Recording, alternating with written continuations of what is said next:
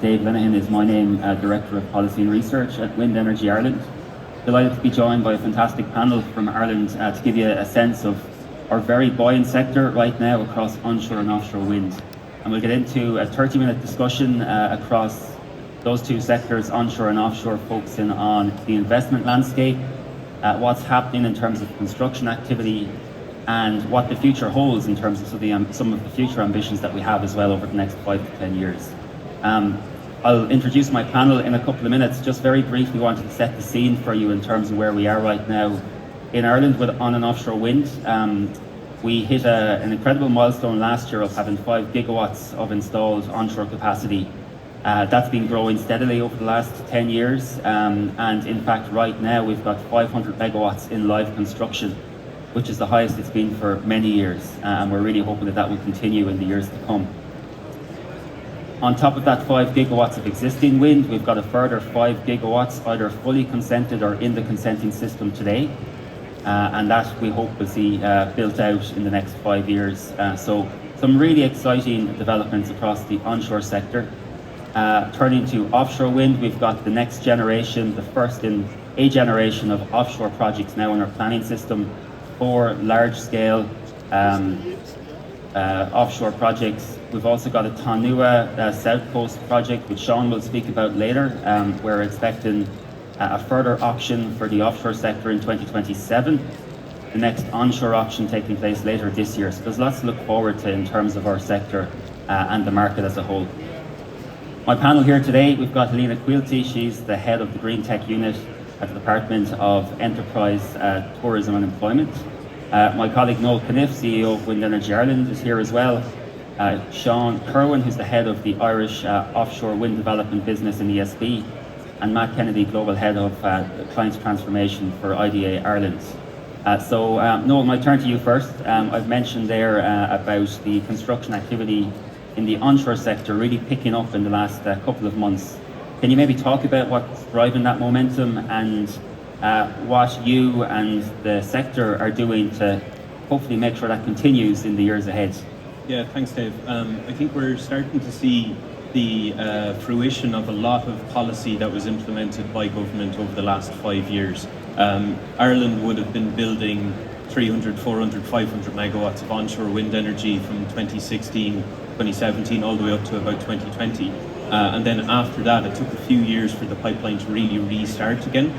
So we needed to get new greenfield sites through planning, get them a grid connection, bring them towards a route to market, and that's starting to pay off now. So we've got 500 megawatts in construction now.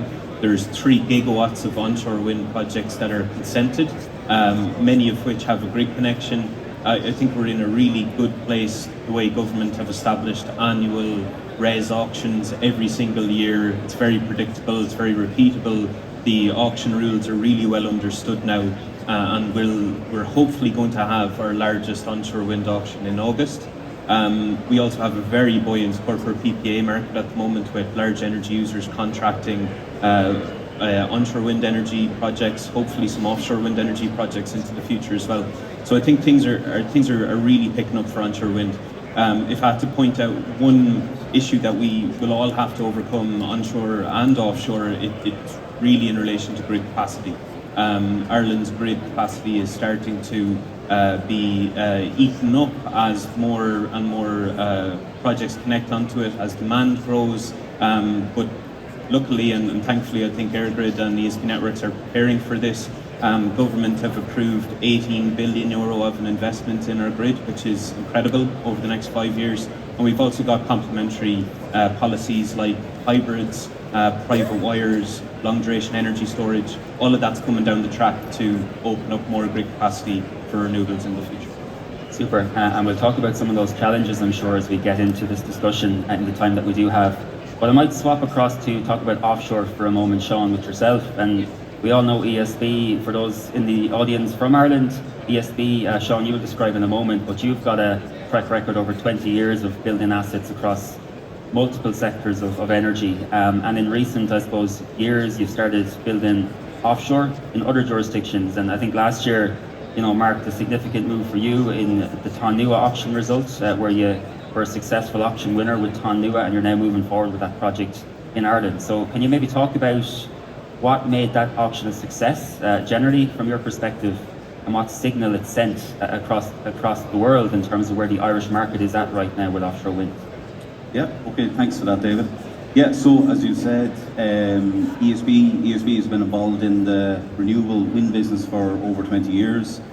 Obviously heavily involved in the kind of onshore, and then from the offshore side, probably of the order of 10 years, and predominantly in Great Britain. So we've had a number of projects that we brought through to delivery in Artaguita that went operational last year, and in Cape that's well under construction at the moment. And we're involved in a number of other kind of early stage projects. We're also just, I suppose it's interesting, and a lot of people from ESB just reflect, we'll be hitting our 100th anniversary next year as a company. So we've been around a while, and I suppose a lot of the utilities across Europe and developers, we've seen so much change over that time. We've watched it, and there is a kind of a subset of that for Ireland in terms of watching the offshore piece develop globally.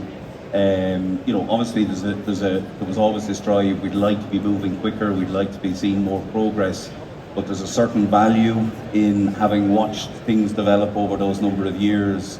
So in respect of Tonua, and look, ultimately we were delighted to have a successful outcome of the auction last year with our partner Ørsted.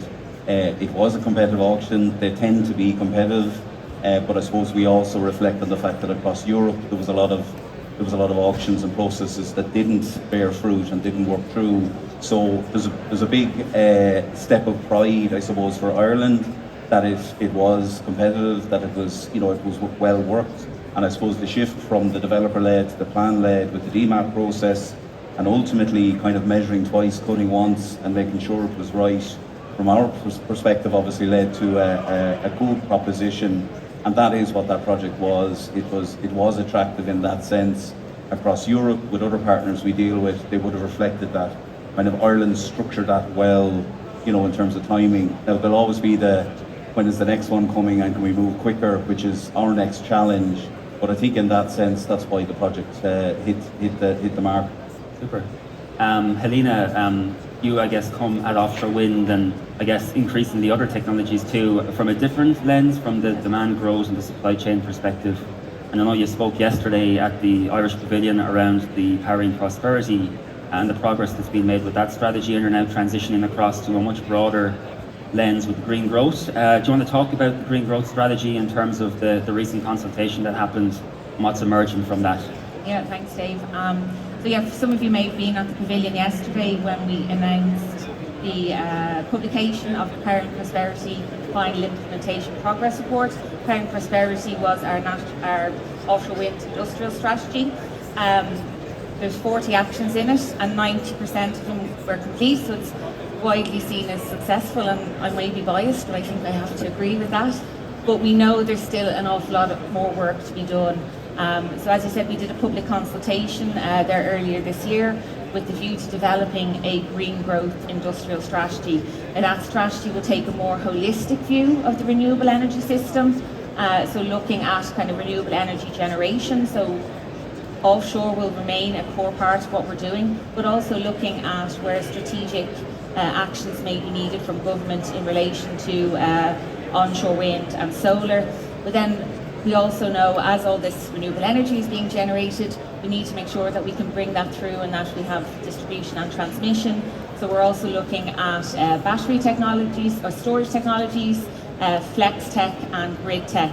And then finally, the last part of what we're going to be looking at is around the demand piece. And that's not just looking at large energy users, but it's looking at other end uses such as green hydrogen and its derivatives.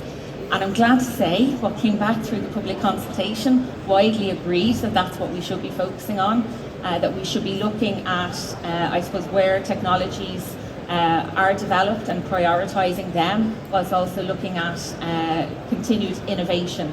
But what was really clear, and I suppose the central message from the public consultation, was that it's great having government strategies and policies, but we actually have to deliver on them and we have to implement them. And I think that's very much what our current government, they're very action orientated, and that's what we hope to deliver through the Green Growth Industrial Strategy, which should be published before the end of this year. Very good. Matt, turning to you, we heard Noel and Sean there talking about the massive ambition in terms of growing our generation portfolio across onshore, offshore wind in the years to come. I guess you spend a lot of your role traveling the world trying to incentivize and encourage companies to come to Ireland to invest on the demand side of things. What are you seeing, I suppose, globally in terms of the ability of Ireland to continue investing huge demand customers to our country? Is it the wind resource that's a key decision for them, or what generally are you seeing as the key factors there? Yeah, so my sense is that you need to really answer that question by looking at what investors, what decision-making criteria investors have in terms of setting up projects, coming to Ireland and establishing themselves. And they look at the location capability, and they also look at the investment goals that the country has set. And when we talk about that level of capability, undoubtedly policy and policy signals and stable policy is really important, especially in renewables and clean energy. But they also look at talent and skills and the potential to grow and scale their business. And they look at the opportunities to grow. So they don't take a short-term perspective. They are looking at a 5, 10-year, 15-year timeline. And many of the clients, of which many are in this auditorium today, have been in Ireland for 5, 10, 15, 30 years in some instances. What I would say is that we're seeing great levels of investment in the last year. We've had over 300 investments to Ireland specifically last year. And what's really critical, I would say, is the view of the large energy users, the stable policy, and it's been a very rich policy environment over the last year. The Large Energy Action Plan is a real enabler to grow companies within Ireland, but also to attract new businesses, especially in offshore to Ireland. That's critical in terms of looking at the policy and the investment strategy that the country is driving, and that together with the investment within grid, together with the deployment and the ability and the ambition that we have over the last 20 years to scale onshore wind, and how we transfer a lot of that knowledge into our offshore wind sector is really critical in terms of meeting the energy and the demand needs of large energy users in Ireland. And I think that's a really useful segue into investment certainty, because we can talk about all this ambition, but if there's no investment certainty, it's just not going to happen. Maybe sticking with you, Matt, for this next question, how big do you see that pipeline being in terms of companies willing to come in, enter the market, engage with developers on corporate power purchase agreements, for example? I know we've seen in recent years a step up in the level of activity in that space. Do you see or hear a similar interest, growing interest, when you're talking to companies that, yes, we see huge demand for these CPPA contracts to continue growing in the years to come? Well, I would say that investment has always been competitive, and certainly in the last 3 to 5 years, it has even become more competitive. And whether that's coming US investment, whether it's European nations themselves, or whether it's Asia Pacific, all competing for similar type investments. My sense is that Ireland stands strong when it is a collaboration with European partners. So attraction of industry to Ireland is quite important in terms of the role that Ireland will play within the European Union as well. So working together and collaboration with European partners is really critical in terms of leveraging the investment. What we are seeing is we're seeing an acceleration in terms of investment around digitalization and, well, the twin transition, I guess, of sustainability and digitalization. And what we want to do, it's really important to maintain the momentum that we have, and whether that's through instruments and enablers like power purchase agreements and getting the right stable investment criteria. We do know that delays are expected. The industry expects an element of delay. Execution of policy is really important, and setting the right policy kind of environment and the enabling environment for that policy is really critical in the eyes of investors as well. We see the North Sea integration and cooperation as being a critical step in terms of attraction of companies in clean tech to Ireland, and clean and green engineering companies to Ireland. And leveraging that and building on that cooperation at the North Sea level is really critical. And then having the instruments in place when the companies come and grow within Ireland is key. Okay.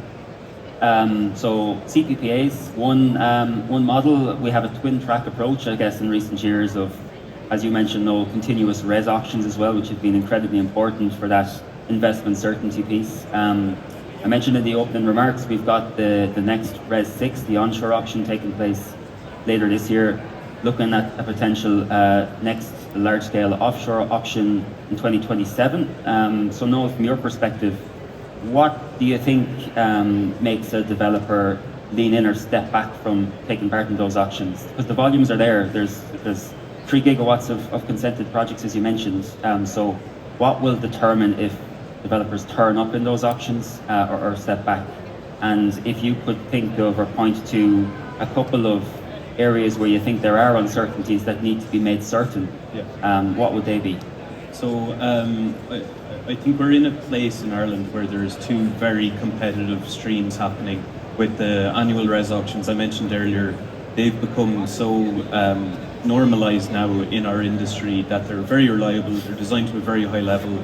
I know the Tonua auction last year, for example, was used as a template right around Europe for governments to copy and deliver wind, and our onshore auction is very similar. If I had to determine what's going to decide it is grid contracts, grid connection dates is a big one.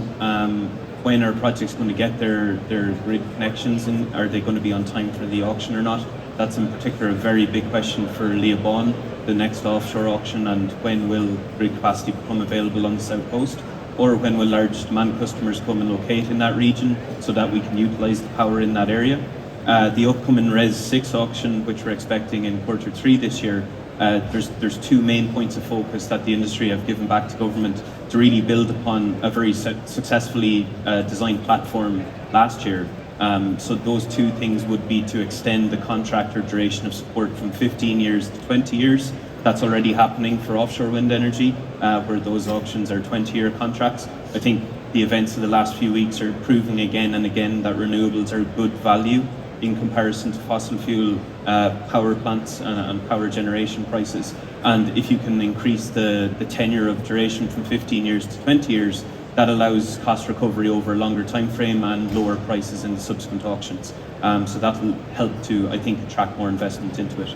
The other thing is just really around managing grid constraints, curtailment.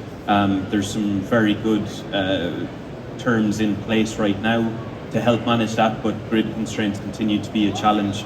As I mentioned at the beginning, hopefully new policies like hybrid projects, like private wires, like long duration energy storage can help alleviate some of that. But trying to cap the risk of grid constraint is a challenge in many areas of the network, where you could be looking at constraints in 10 years' time of 2% or 20%. And then if the developer needs to take a view on that, they're going to be conservative. So that's, I think, will determine whether or not people will enter into the auctions. But overall, Dave, I think it's very positive, and it's something that we should continue with in Ireland over the coming years. Very good. So I think we've a sense there of the investment certainty and what's required in that space. I guess where it then becomes equally challenging is moving into construction and delivery of these projects at scale. And I guess, Sean, turning to you, we've seen at a global level in recent years, I think, or certainly in the last 12 months, some sort of a reset in terms of offshore. We've seen projects getting cancelled, we've seen contracts getting handed back. So what do you think is going on globally versus what's going on in Ireland maybe, and how do you square those 2 scenarios? Because we certainly seem to have that stable policy environment that Noel has been discussing, you've been discussing. Where do you see Ireland, I suppose, leading by advantage in being able to drive forward our offshore space, given those global challenges that I've mentioned? Yeah, so look, you're right. Really what's been seen has been rapid expansion. So whether it was even just scale of technology, the targets, and I suppose the targets in themselves were the driver, because developers, individuals, grid companies and operators were looking at targets saying, well, look, we need to move on. A few pieces around it is that a number of elements just weren't kind of clicking in place. So this is back to kind of policy framework. If you operate within a kind of a safe, secure framework, it allows that type of acceleration. But our issue, what we've seen, is that supply chain probably felt a little bit left behind. They didn't themselves have certainty.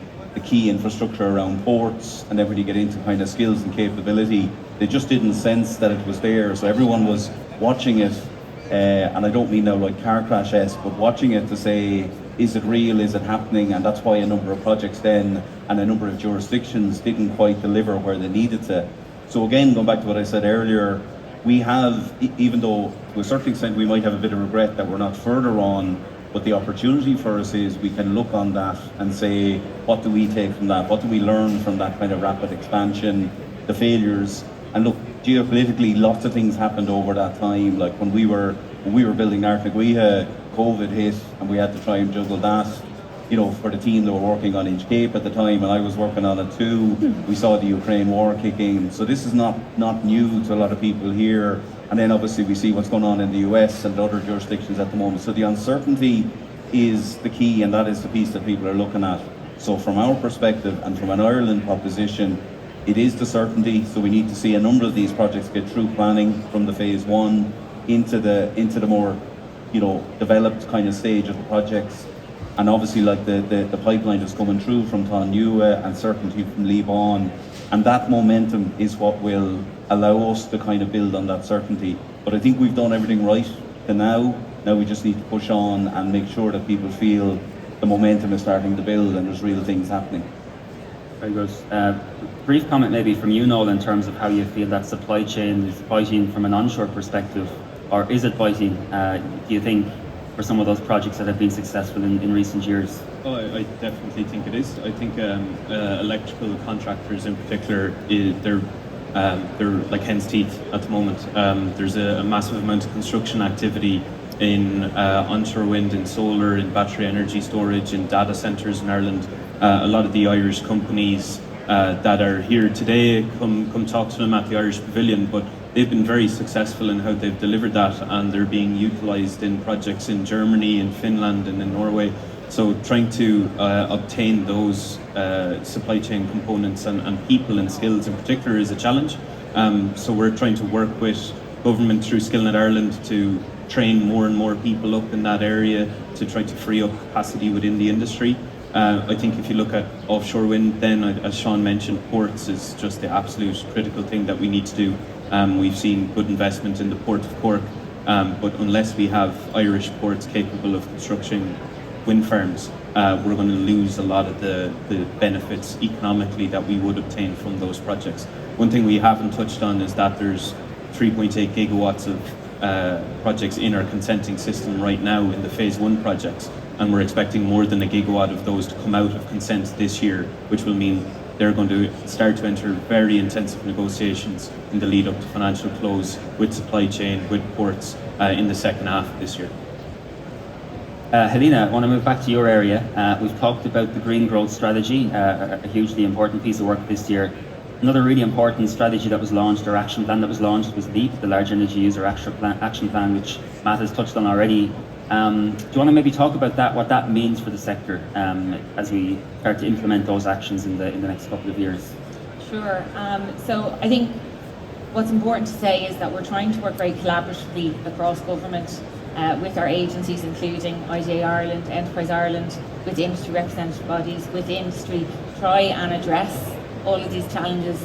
We have published a number of policies, a number of actions to do that. The Large Energy User Action Plan, or LEAP as it's affectionately known, was published earlier this year, and that's looking at a plan-led approach to the co-location of large energy users and renewable energy. And we've looked at this concept of green energy parks, which is very much, rather than having your offshore wind farm on one side of the country and your data centre on the other, and you're trying to get the power across, does it make more sense to have your data centre on the same side of the country? So it's taking a more plan-led approach to make sure that everything is in place to secure those investments and to bring the international companies to Ireland, but also to grow the supply chain in Ireland.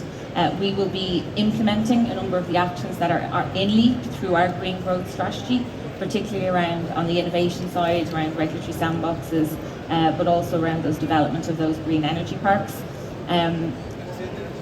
we're very much, I suppose, from a Department of Enterprise perspective, we don't hold maybe a lot of the policy levers for some of these challenges, for planning, for example, ports, grid. But what we're trying to do is to work with the relevant departments to, you know, to put pressure on them, but to work with them to pull those levers to make sure that we are capable of delivering on the projects, that we are meeting our targets, and that we have a supply chain in Ireland, both with Indigenous companies and international companies, that's ready and prepared. I think Sean's right, we can learn a lot from others. We have been learning a lot from others. We've had a huge amount of international collaboration, and it's trying to pull all of that together so that we're ready, basically, and that's what it's a more holistic view of things. Super. Time flies when you're having fun. I'm getting flashing lights here. We've about 5 minutes left, so I do want to give an opportunity for the floor to interact as well. If there are some burning questions out there, some hard questions out there you'd like to ask, please throw the hand up and we'll get you a mic. One up the front here.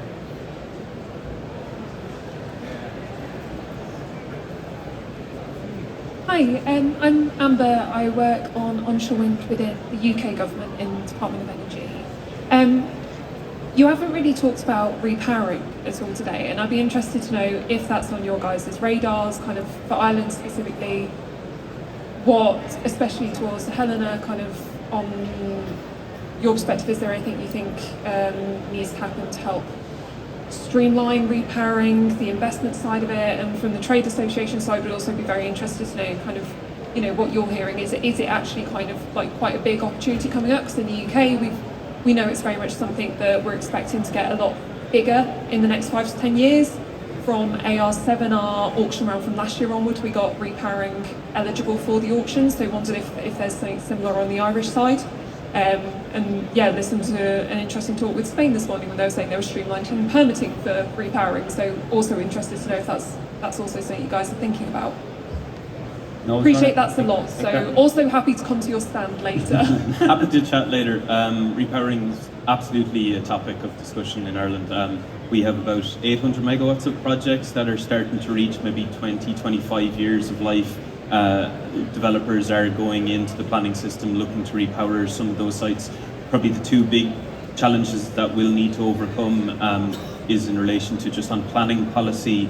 A lot of older wind farm sites were developed and subsequently special protected areas were designated around the wind farms. So we need to try to figure out how we can work with our environmental agencies to ensure that those sites could be repowered or life extended, and trying to make sure that there is minimal environmental impact from that.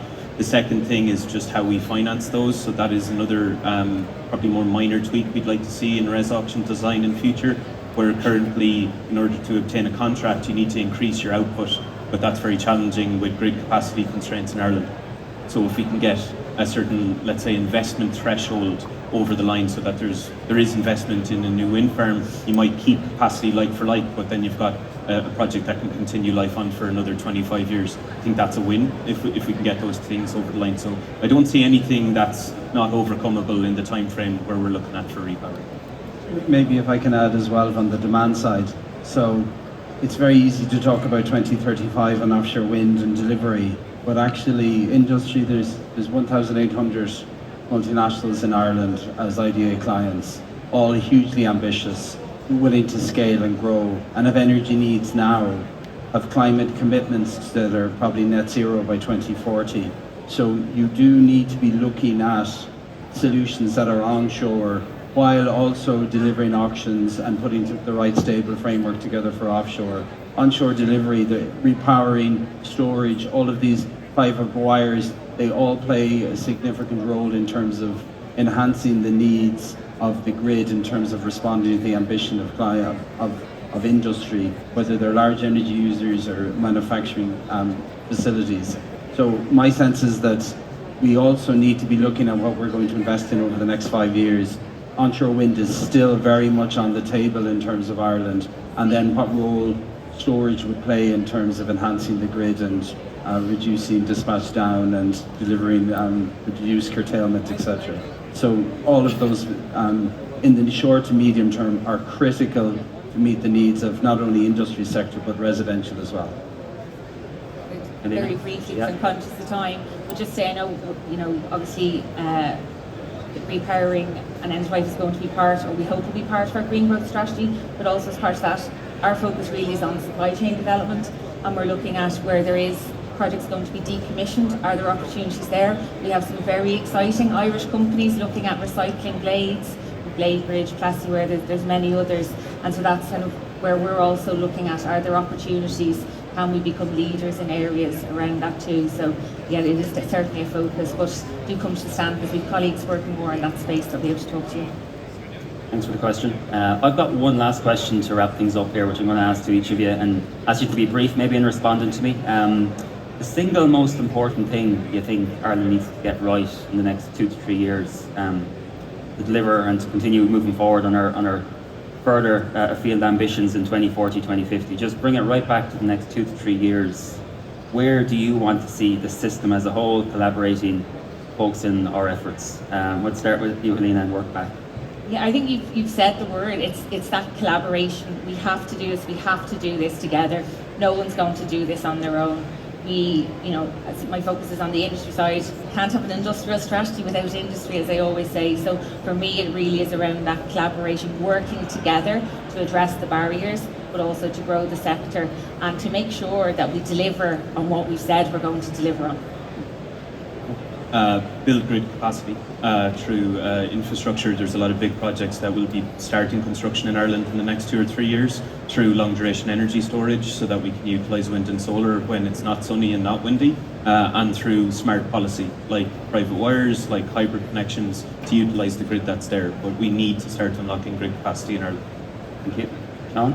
Yeah, I'd say for me, it's probably taken the positives that Noel reflected on in respect of the onshore, about that certainty around the ORES kind of process into offshore, so that we're getting projects through the planning. Tánua progresses. We have sight of the next tranche with Linehan, and I know the national DMAP process is working. So for me, it's a bit like Helena said: follow through on what we said we're going to do, give that certainty, and that will be a massive improvement, massive development for the year.